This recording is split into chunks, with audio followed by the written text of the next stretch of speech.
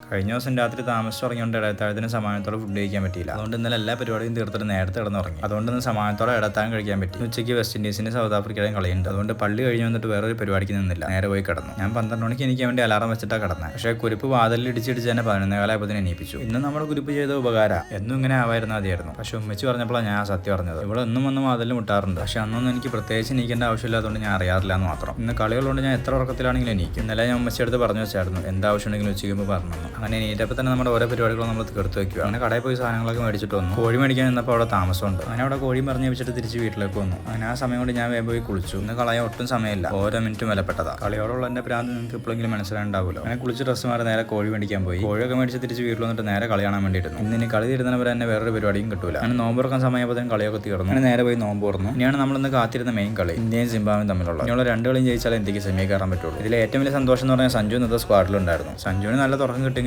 നല്ലൊരു സ്കോറായിട്ട് കൺവേർട്ട് ചെയ്യാൻ പറ്റിയില്ല. കുഴപ്പമില്ല, അടുത്ത കളി പുള്ളി ലെവലിലുണ്ടെങ്കിൽ തകർത്തോളൂ. And also one more happy news for India. Correct ടൈമിൽ തന്നെ അഭിഷേക് ശർമ്മയും ഫോമിൽ വന്നിട്ടുണ്ട്. അങ്ങനെ നമുക്ക് പള്ളി പോകാനുള്ള സമയമായി. പിന്നെ ഫുഡൊക്കെ കഴിച്ച് ഡ്രസ്സൊക്കെ മാറി നേരെ പള്ളിയിലേക്ക് പോയി. പള്ളി കഴിഞ്ഞു നോക്കിയപ്പോൾ ഇന്ത്യ സിംബാബ്വേനെ അടിച്ച് തൂഫാനാക്കി ഉണ്ടായിരുന്നു. അങ്ങനെ നല്ല മാർജിനിൽ തന്നെ നമുക്ക് ജയിക്കാൻ പറ്റും. അടുത്ത കളി കൂടി ജയിച്ചാൽ നമുക്ക് സെമിയിലേക്ക് ക്വാളിഫൈ ആവാം. Hopefully good things will happen.